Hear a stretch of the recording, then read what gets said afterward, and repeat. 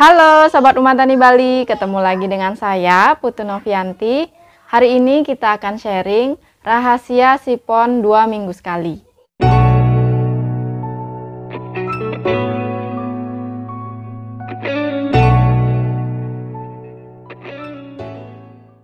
Tapi sebelum lanjut, jangan lupa diklik tulisan subscribe, nyalakan loncengnya dan aktifkan notifikasi di HP kalian agar kalian tidak ketinggalan update terbaru video kami seputar urban farming. Di video sebelumnya, saya sudah pernah sharing bagaimana caranya agar bisa melakukan sipon 1 kali seminggu. Nah, sebaiknya kalian pahami dulu apa yang saya sampaikan di video sebelumnya agar kalian dapat melakukan sipon 1 minggu sekali.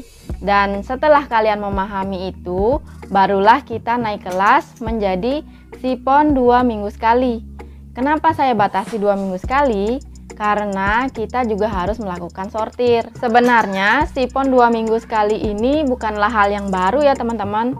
Tapi bagaimana agar kita bisa mengoptimalkan nutrisi, agar tidak terbuang dan ikannya juga tetap sehat. Jadi prinsip 2 minggu sekali ini kami terinspirasi dari rabal yang secara rutin ditambahkan untuk menjaga kualitas air. Seperti yang sudah pernah saya sharing, bahwa kami di sini hanya menggunakan satu jenis probiotik saja sejak awal berbudidaya. Nah, waktu itu kan kami juga pernah sharing. Kami mengalami kesulitan di awal-awal, jadi kami memutuskan untuk menggunakan EM4 hingga sekarang ini. Nah, dari awal juga kami menggunakan EM4 mulai dari persiapan air, terus juga pernah digunakan untuk cadangan air, pembibisan. Lanjut ke tahap berikutnya, itu fermentasi dan dibantu oleh gula merah. Dan sekarang kami menambahkan EM4 untuk menjaga kualitas air agar sipon dapat dilakukan lebih lama. Ya, walaupun kita di sini adalah budidaya konvensional tanpa tambahan alat apapun. Cara yang kami sharing ini mungkin bukan cara yang terbaik ya teman-teman. Tapi ini cocok untuk kita yang di tengah kota dengan rutinitas yang padat, terus ingin praktis dan ingin melakukan sipon dalam jangka waktu yang lebih lama. Jadi sekarang akan saya perlihatkan bagaimana cara kami menjaga kualitas air agar sipon yang dilakukan ini bisa lebih lama. Nah, target kita di sini adalah 2 minggu. Teman-teman, kali ini kita akan menambahkan 1 tutup botol EM4 perikanan. Dan ini air di dalam ember ini sudah 3 hari yang lalu dilakukan sipon. Jadi setelah dilakukan sipon pun kami selalu menambahkan 1 tutup botol EM4. Tapi ini khusus 1 ember saja, kita mau membuktikan. Jadi kita akan menambahkan EM4 secara berkala 3 hari sekali, hanya 1 tutup saja. Jadi nanti setiap 3 hari sekali kita akan update dan kita tambahkan 1 tutup botol lagi. Nah teman-teman, ini kita bisa lihat sendiri air di dalam ember yang saya punya ini berwarna hijau teman-teman. Nih seperti ini. Dan kita bisa lihat sendiri bahwa tidak ada satupun ikan yang mengambang, menggantung, atau menunjukkan perilaku yang tidak wajar. Jadi ini bisa kita asumsikan bahwa ikan memang hidup nyaman. Mungkin memang karena kadar amoniaknya, terus juga suhu, pH, oksigen memang terkontrol. Nah sekarang kita akan tambahkan 1 tutup botol EM4 perikanan yang berwarna merah muda ini ke dalam ember yang sudah berisi air ini ya teman-teman. Jadi kami terbiasa memang melakukan penambahan 1 tutup botol seperti ini secara langsung. Nah biasanya kan kami tambahkan itu setelah selesai sipon. Tapi karena ini ada perlakuan tambahan, jadi kami akan menambahkan 1 tutup botol setiap 3 hari sekali. Untuk penambahan EM4 itu sendiri memang ada aturannya ya teman-teman. Tapi karena memang kami sudah terbiasa menambahkan 1 tutup botol setelah sipon dan juga 2 tutup botol ketika persiapan air sebelum tebar. Dan ini memang tidak ada masalah, jadi kami tetap menggunakan takaran yang memang sudah cocok dengan kondisi dan kebutuhan kami di sini. Jadi sekali lagi kami di sini hanyalah sebagai referensi. Kalianlah yang tahu kondisi kalian masing-masing. Dan setelah kalian mencoba dan menjalani, pasti kalian akan menemukan ritme kalian masing-masing. Untuk penambahan probiotik ini sebaiknya tidak terlalu berlebih dan tidak kurang. Misalnya seperti ini. Volume air di dalam sini kurang lebih 68 liter.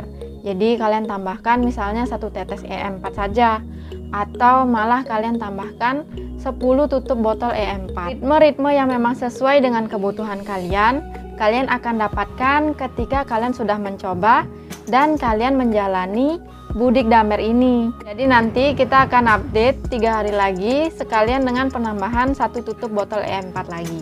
Teman-teman, ini merupakan kali kedua kami akan menambahkan E4, dan jika diamati, ini embernya tidak ada bau sama sekali teman-teman, dan juga warna airnya itu masih tetap hijau. Ikan pun tidak menunjukkan perilaku yang tidak wajar, jadi kami masih asumsikan bahwa ikannya masih sehat di dalam ember ini. Nah, ini airnya seperti ini. Jadi sekarang kami akan tambahkan 1 tutup botol E4 lagi.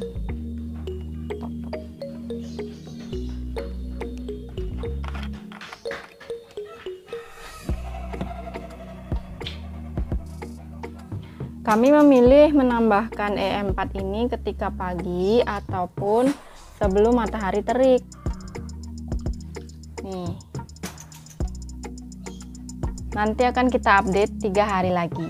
Teman-teman, sekarang merupakan ketiga kalinya kita akan menambahkan E4 perikanan. Jadi kalau bisa dibilang ini tidak bau sama sekali. Nah, sekarang akan kita tambahkan 1 tutup botol.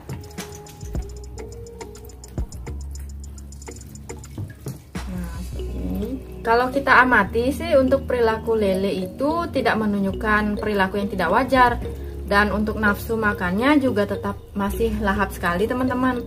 Jadi ember ini juga tidak mengeluarkan bau, dan nafsu makan ikan tetap terjaga, serta perilaku ikan juga baik-baik saja. Nah teman-teman, penambahan ini kan baru ketiga kalinya, dan selang waktunya itu 3 hari sekali. Jadi kalau dihitung ini baru 9 hari belum disipon, dan biasanya itu kami selalu melakukan sipon 7 hari sekali.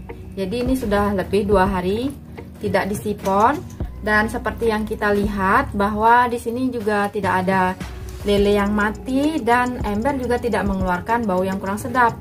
Jadi nanti kita akan amati hingga hari ke-14. Di hari ke-14 atau ke-15 kami akan melakukan sipon, karena kami tidak mungkin juga membiarkan terus-menerus tidak melakukan sipon. Jadi sampai ketemu di hari ke-12. Teman-teman, ini merupakan hari ke-12, dan ini terakhir kali kita akan menambahkan 1 tutup botol E4.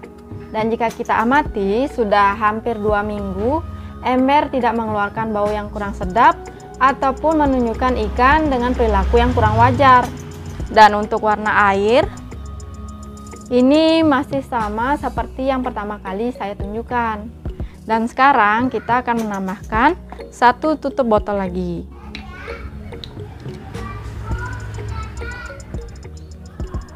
Ini akan kita tambahkan 1 tutup botol, dituang secara merata. Dengan penambahan E4 yang terakhir, ini berarti pemberian E4 selama kurang lebih 2 minggu sudah berakhir. Akan kami evaluasi secara keseluruhan. Nah, jadi kalian sudah melihat kan bagaimana cara kami mempertahankan kualitas air. Untuk mempertahankan kualitas air di dalam suatu wadah ember seperti ini memang bukan hal yang mudah, tetapi ini juga bukan hal yang mustahil untuk dilakukan. Kenapa saya sangat senang melakukan sipon dalam jangka waktu yang lama? Tentu jawabannya adalah agar tanaman yang saya tanam di atas ember ini dapat tumbuh secara optimal. Apalagi kita tidak menggunakan sirkulasi dan juga filterisasi. Untuk itu kami sangat berusaha untuk menjaga kualitas air agar ikan dan tanaman dapat hidup dalam satu wadah penuh keseimbangan. Nah, tadi kan kalian sudah melihat bagaimana cara kami menambahkan E4 1 tutup botol dengan selang waktu 3 hari. Mungkin ini terlihat pemborosan, tapi kenyataannya ini adalah suatu bentuk penghematan. Karena di sini kami sangat minim untuk membuang air, membuang nutrisi, dan juga membuang bakteri.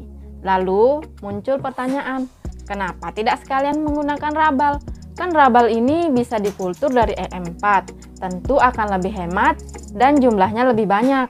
Nah, jawabannya adalah ini tergantung selera dan juga kondisi kita masing-masing. Jujur saja ya, saya pribadi ini kan ada di tengah kota. Dengan segala hiruk-pikuk perkotaan dan rutinitas yang padat, saya sendiri belum mampu mencari bahan-bahan yang memang diperlukan untuk membuat rabal, dan waktu yang dibutuhkan untuk membuat rabal, menambahkan rabal ke dalam ember juga sangat minim teman-teman. Jadi saya memilih untuk menggunakan EM4 sebagai probiotik utama. Hemat kami adalah dengan menggunakan satu produk saja, kami sudah mendapatkan banyak sekali keuntungan. Dan keuntungan ini kami dapatkan dari produk EM4. Seperti yang saya katakan tadi, mulai dari persiapan air hingga mengurusi pakan, kami hanya menggunakan satu produk saja, yaitu EM4. Jadi, kami bisa hemat waktu, tenaga, dan juga biaya. Tapi, ini kembali lagi ke pilihan kalian masing-masing. Apa yang ada di rumah kalian bisa gunakan dengan baik dan manfaatkan dengan baik. Misalnya lagi, kalau kalian menyukai rabal, rabal ini juga kalian bisa manfaatkan untuk memipis pakan, fermentasi, dan juga persiapan air. Jadi, dengan menggunakan satu produk, kita bisa berhemat waktu, tenaga, dan juga biaya. Jangan sampai kalian menggunakan produk A karena ikut-ikutan, padahal kalian sudah memiliki produk B yang memiliki kemampuan untuk mengurusi segala hal dalam budidaya kalian. Karena pada dasarnya, budik damer ini kan diciptakan untuk ketahanan pangan. Jadi, bagaimana agar kita dapat memanfaatkan produk yang kita punya di rumah dan kita bisa memanfaatkan satu jenis probiotik saja. Jadi, kalian harus pandai memilih bahan-bahan apa yang kalian akan gunakan dalam berbudik damer. Jangan sampai besar pasak daripada tiang. Kecuali memang kalian ada waktu, tenaga, dan juga biaya, ya lain lagi ceritanya. Pada dasarnya, semua probiotik itu bisa digunakan dalam segala macam situasi. Kalian bisa mengetahui bakteri apa yang terkandung di dalam probiotik tersebut dari kemasannya. Barulah kalian bisa menentukan kalian akan membelinya atau tidak.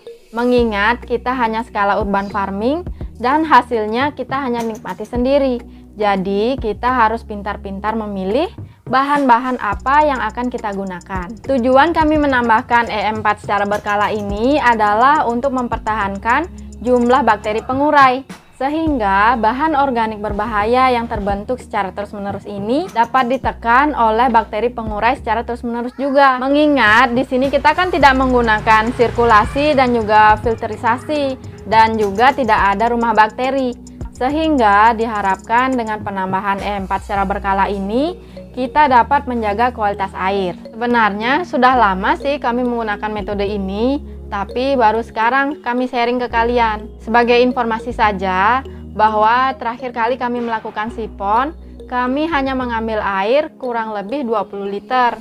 Nah, dengan penambahan EM4 secara berkala ini, kami mampu tidak melakukan sipon selama kurang lebih 2 minggu. Penambahan EM4 ini kami lakukan sebelum terik matahari. Nah, pernah sih waktu itu, seharusnya kan kami menambahkan satu tutup botol EM4 dengan jeda waktu 3 hari. Karena kami lupa, kami pernah menambahkan EM4 dengan waktu 4 hari. Dan hal itu ya syukurnya sih berhasil ya. Dan juga kami pernah melakukan penambahan EM4 sebanyak setengah tutup botol dan jeda waktunya juga 3 hari. Jika kalian ingin mencoba metode seperti yang kami gunakan ini, cobalah dengan metode yang lebih aman dulu. Misalnya dimulai dengan penambahan satu tutup botol EM4 dengan jeda waktu 3 hari. Dan ini dilakukan selama satu siklus 2 minggu. Lalu kalian bisa amati apakah cara ini memang cocok dengan kalian atau tidak. Dan kalian mungkin bisa melakukan modifikasi waktu ataupun jumlah penambahan EM4. Percaya deh, nanti pasti kalian akan menemukan ritme yang memang cocok dengan kondisi kalian masing-masing. Pada kondisi full sinar matahari, limbah ikan akan merangsang pertumbuhan fitoplankton dengan ditandai perubahan warna air menjadi hijau ataupun coklat. Nah, fitoplankton ini memiliki sangat banyak sekali manfaat. Salah satunya adalah penyuplai oksigen. Tetapi ketika air lebihan fitoplankton, maka akan terjadi perebutan oksigen, terutama di malam hari. Jadi, kita tetap harus memperhatikan kondisi air, mulai dari aroma, kekentalan, dan juga kepekatannya. Sekali lagi saya tekankan ya, sebelum kita naik kelas ke sipon 2 minggu sekali, kalian harus praktek dulu untuk siponnya 1 minggu sekali. Karena di sana kita diajarkan bagaimana kita memberikan pakan, terus juga menyesuaikan jumlah dan ukuran ikan, kondisi cuaca, dan kita memang harus praktek bagaimana kita agar bisa melakukan sipon 1 minggu sekali. Tapi kalau misalnya kalian tetap ingin melakukan sipon dengan intensitas yang tinggi, apalagi kalian hanya memelihara ikan di dalam ember, ya tidak apa-apa. Tapi bagi kalian yang ingin menanam di atas ember, kalian harus belajar meminimalkan sipon. Jadi itu dia tadi bagaimana kami bisa melakukan sipon 2 minggu sekali. Dan sekali lagi, video ini tidak bermaksud menggurui, kami hanya sharing pengalaman. Semoga video ini bermanfaat. Sampai jumpa di video-video kami selanjutnya.